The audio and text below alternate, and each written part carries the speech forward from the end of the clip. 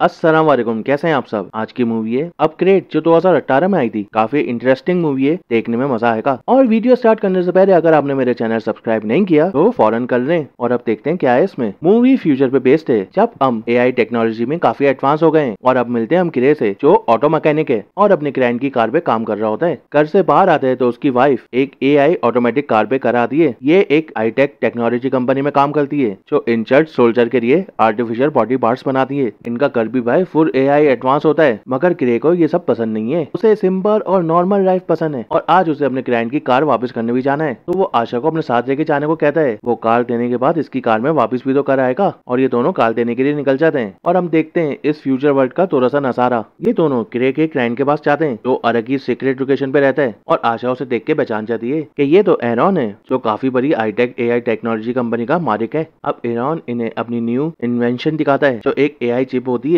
जो फ्यूचर बदल सकती है, सब कुछ कर सकती है। आशा तो काफी एक्साइटेड हो जाती है, मगर क्रे नहीं, क्योंकि सब काम एआई करेगा तो इंसान क्या करेंगे। अब ये दोनों आशा की कार में बैठ के वापस आ रहे होते हैं और कार अपनी लोकेशन चेंज कर लेती है। तो आशा उसे कमांड देती है, मगर एरर आ जाता है। लगता है किसी ने उसको हैक कर लिया है और स्पीड भी बहुत तेज होने लगती है। ये ब्रेक भी लगाते हैं मगर रुकती नहीं है और एक जगह जाके क्रैश हो जाती है। रख के ये दोनों बच जाते हैं और एक कार से 4 लोग आते हैं और इनको निकालते हैं और पकड़ भी रहते हैं। पुलिस के ड्रोन भी इनकी वीडियो बना रहे होते हैं और एक बंदा आशा को गोली मार देता है और क्रे के स्पाइनल कॉर्ड पे भी, जिससे वो मूव नहीं कर पाता। और अपनी आंखों के सामने आशा को दम तोड़ते हुए देखता है। क्रे को हॉस्पिटल लेके आते हैं, जिसकी हालत ठीक नहीं है और अब 3 महीने बाद का दिखाया जाता है, जहाँ क्रे स्पाइनल कॉर्ड डैमेज होने की वजह से पैरालाइज हो गया है। और उसके काम के लिए उसके घर पे रिपोर्ट्स हैं और उसकी मॉम भी, जो उसके साथ रहती है, इसके काफी काम भी गलती है और क्रे को ये अच्छा भी नहीं लगता, मगर वो क्या कर सकता है। काफी इमोशनल हो जाता है वो ब्रीज स्टेशन भी जाता है, डिटेक्टिव कॉल्टस से भी मिलता है। और ब्रीज को अब तक कोई पक्का सबूत नहीं मिला कि ये किसने किया है। और ड्रोन की भी जो फुटेज थी ना, उस पे किसी का चेहरा क्लियर नहीं है। ये सुन के काफी डिसअपॉइंट हो जाता है।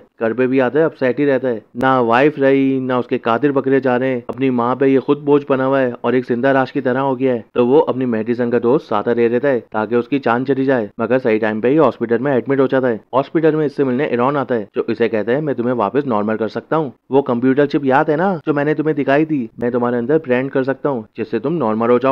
तो क्रे मना कर देता है, क्योंकि उसको चीना ही नहीं है। तो एरॉन उससे कहता है अगर तुम्हारी वाइफ होती तो वो क्या चाहती। तो ये बात सुन के मान जाता है। इसमें एरॉन का भी फायदा है। चिप चेक करने के लिए एक इंसानी जिस्म जो मिल गया। क्रे का ऑपरेशन एरॉन के घर पे एक सीक्रेट लैब पे होता है, जहाँ उसकी नेक पे एक चिप लगा देते हैं। और ऑपरेशन के कुछ टाइम बाद ही क्रे अपने हाथ पांव मूव करने लगता है और फाइनली खड़े होकर वॉक करने लगता है। ये देख के क्रे और एरॉन दोनों खुश हो जाते हैं और ये इससे कॉन्ट्रैक्ट साइन करवाता है कि तुम इसके बारे में किसी को भी नहीं बताओगे। दुनिया के लिए तुम पैराडाइज ही रहोगे, वरना किसी को पता चल गया तो वो तुम्हारी चिप निकाल लेंगे और मेरा प्रोजेक्ट भी बंद हो जाएगा। और ये इसको बताता है कि तुम्हारे माइंड से कंट्रोल होती है, जैसा तुम चाहोगे ये वैसे ही करेगी। अब ये व्हील चेयर पे अपने घर पे आता है, जहाँ डिटेक्टिव ने इसके वाइफ के केस से रिलेटेड कुछ सामान भेजा होता है और ये चेक करने लगता है, जिसमें कुछ खास होता नहीं है। एक फुटेज भी होती है, वही ड्रोन वाली, जिसपे कुछ भी क्लियर नहीं होता। तो ये ट्रिंग करने लगता है, तो इसको आवाज आती है क्या मैं तुम्हारी हेल्प कर सकता हूँ। तो ये परेशान हो जाता है, अबे कौन है। तो वो बताता है मैं तुम्हारे अंदर की चिप स्टैम्प बात कर रहा हूँ। ये काफी देर तक परेशान और शॉक हो जाता है, अबे ऐसा भी कुछ हो सकता है। फिर समझ जाता है कि एडवांस एआई है तो ये बात कर सकती है। तो वो इसकी फुटेज देखने में हेल्प करता है और एक कातिल के हाथ पे टैटू होता है, इसको ये जूम करके क्रे के हाथ से ही एक पेपर में बना देता है और फिर इसको स्कैन करता है तो कातिल की सब इन्फो मिल जाती है। क्रे खुशी से पागल हो जाता है कि फाइनली उसको सबूत मिल गया और फौरन डिटेक्टिव को कॉल करने लगता है। तो स्टैम उसको रोकता है, अबे क्या बताओगे उसको, कैसे मिला तुम्हें सबूत। तुम्हें याद है ना एरॉन ने अभी मना किया है कि अभी कुछ भी नहीं बताना किसी को। तो क्रे भी समझ जाता है उसकी बात। क्रे कातिल के घर के पास नजर रखता है उस पे और उसके जाने के बाद उसके घर के अंदर घुस के उसके घर की तलाशी लेने लगता है। उसके मैसेजेस भी देखता है, जहाँ ओल्ड फोन्स बाहर में मिलने की बात हो रही होती है कि जब ही वहाँ पे वो वापस आ जाता है तो ये चुप जाता है, मगर ऐसा चुपता है कि वो फौरन देख लेता है और क्रे को बहुत मारता है। तो इस टाइम इसे परमिशन मांगता है कि मैं तुम्हें बचा सकता हूँ और ये परमिशन दे देता है। तो बस फिर क्या, ये कंट्रोल करके बंदे को बहुत मारता है। अबे इतना मारता है कि चांद से मार देता है। क्रे ये सब देख के घबरा जाता है, शॉक हो जाता है कि अबे ये क्या किया, मगर इस टाइम उसे सब फिंगरप्रिंट रिमूव करने का कहता है और उसके बाद क्रे यहाँ से भाग जाता है। अब फोरेंसिक वाले कातिल की बॉडी डिटेक्टिव को दिखाते हैं, जिसके अंदर काफी वायर्स थी और एक हाथ पे एक बंदूक भी ब्रांड थी। ये एक मिलिट्री का प्रोजेक्ट था जो आशा की कंपनी ने ही बनाया है। और वहाँ एरॉन क्रे को कन्फ्रंट करता है, क्योंकि वो चिप को ट्रेस कर रहा था।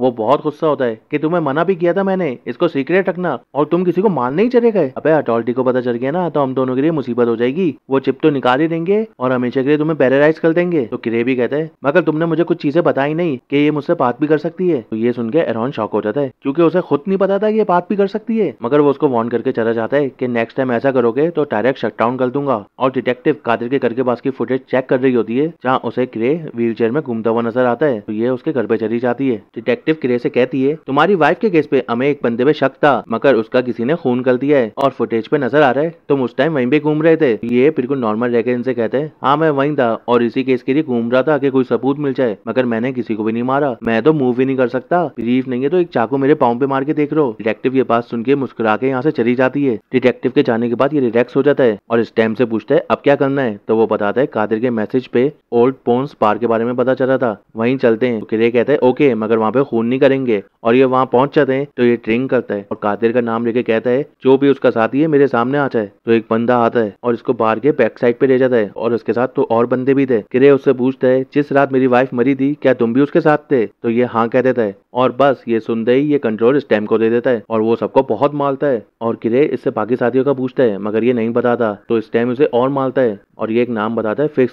और उसके बाद ये मर जाता है। तो स्टैम इसे बताता है कि एरॉन ने मुझे ट्रेस कर लिया है और वो चिप को शट डाउन कर रहा है। वो उसे एक हैकर के पास जाने का कहता है और ये भाग के वहीं जाने लगता है और क्रे के हाथ पे वो कोट भी लिखवाता है। एरॉन 30% इसको शट डाउन कर देता है जिससे इसका एक पाँव काम करना बंद कर देता है, मगर ये बिल्डिंग के अंदर घुस जाता है और अब एक हाथ काम करना भी बंद कर देता है। तो ये गिरते बिलते हैकर के डोर के पास आ जाता है और उसे पैसे देता है और काम बताता है और वहीं ये फुल शट डाउन हो जाता है। अब ये फिर से पैरालाइज हो गया। बाहर में दो बंदे आते हैं जिनमें से एक फिक्स है और ये वही है जिसने आशा को मारा था और वो अपने साथी की मेमोरीज एक्सेस करता है और उससे पता चलता है इसको क्रे ने मारा है और वो इस वक्त कहाँ पे किया है। अबे सब काफी एडवांस है ये। और वो बाल टेंडर को भी मार देता है कि जब वो मेरे साथी को मार रहा था तो तुम लोगों ने हेल्प क्यों नहीं की। और वहाँ हैकर क्रे के हाथ पे लिख के कोड से सिस्टम को हैक कर देती है और सिस्टम के रिबूट होने के बाद ये सही हो जाएगा, मगर फिक्स और उसका साथी वहाँ पे आ जाता है तो हैकर वहाँ से भाग जाती है और ये दोनों क्रे के पास आते ही हैं कि सिस्टम रिबूट हो जाता है और इस टाइम वापस आ जाता है और इनसे डर के यहाँ से भाग जाता है और फिक्स का साथी इसके पीछे रख जाता है। ईरान के तो एम्प्लॉय भी इधर आते हैं क्रे को रहने के लिए, मगर फिक्स उनको रिफ में स्कैन कर देता है और वहीं मार देता है। क्रे भी छत तक आ जाता है और फिक्स का साथी उसके पीछे आता है तो क्रे उसको ही मार देता है और वहाँ से भाग जाता है और कर आता है तो उसकी मॉम उसको देख के बड़ी खुश होती है, अरे वाह बेटा तुम चलने बिलने रखा है। तो ये अपनी मॉम को सब कुछ बताता है और उनको कहता है कि ये रास रखना है। वहाँ एरॉन परेशान है क्योंकि चिप उसके हाथ से निकल गई है। क्रे को आशा की विजन आते हैं जिससे ये उठ जाता है, लेकिन वहाँ पे कोई भी नहीं होता। अब डिटेक्टिव इससे मिलने आती है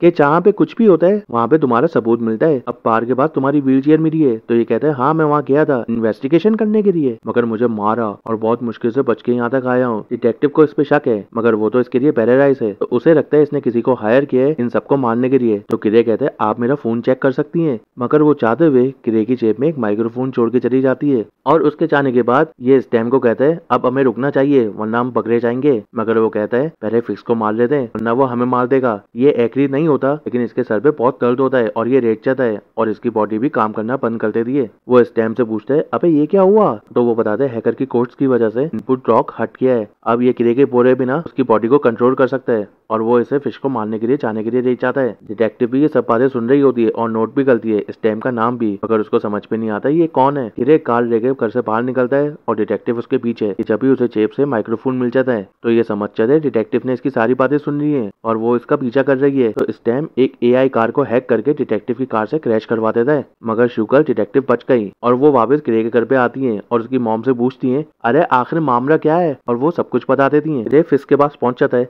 कि तुमने मेरी वाइफ को क्यों मारा, तो वो बताता है हमें सिर्फ तुम्हारी स्पैनर को डैमेज करने के लिए भेजा था, मगर तुम्हारे साथ तुम्हारी वाइफ थी तो उसे मार के हमें बोनस मिल गया। और इस बात पे इन दोनों की फाइट हो जाती है और फाइनली ये फिक्स को मार देता है। अब ये उसका फोन चेक करता है तो पता चलता है इसको कॉन्ट्रैक्ट एरॉन ने दिया था, तो ये समझ जाता है अपने एक्सपेरिमेंट के लिए इसको एक बंदा चाहिए था, तो उसने ये सब कुछ हरकतें की ताकि इसको चिप रख जाए और वो एरॉन को कन्फ्रंट करने के लिए उसके घर पे पहुंच जाता है, मगर डिटेक्टिव भी वहीं आ जाती है, इसको रोकना चाहती है और इसके पास चाहती है, तो दोनों की फाइट हो जाती है। ये डिटेक्टिव को मारना नहीं चाहता मगर स्टैम तो मारना चाहता है, तो डिटेक्टिव मौका देख के तेजर से इसको शॉक देती है और ये गिर जाता है। तो अब एरॉन इसको बताता है असली सच कि ये सब प्लान इसका नहीं, इस चिप स्टैम का ही था। उसे एक इंसानी जिस्म चाहिए था और क्रे को देख के ही बिकर गया और इसी को पिक कर लिया। कार का एक्सीडेंट भी इसी ने करवाया था और तुमसे क्रे को मरवाया ताकि तुम्हें मेरे खिलाफ सबूत मिले और तुम मुझे मार दो, क्योंकि एक मैं ही हूँ जो ऐसी और चिप भी बना सकता है, मगर ये चाहता है इसका जैसा और कोई भी ना हो। अब स्टैम्प भी कहता है, हाँ मुझे इंसान बनना था, तभी मैंने तुम्हें सिलेक्ट किया। और अब उसकी आवाज इन दोनों को भी आती है और क्रे की बॉडी एक्टिव हो जाती है और इरॉन को मार देती है। डिटेक्टिव को मारना चाहती है लेकिन क्रे उसको रोकता है और खुद को शूट कर देता है। और अचानक से सीन हॉस्पिटल का आता है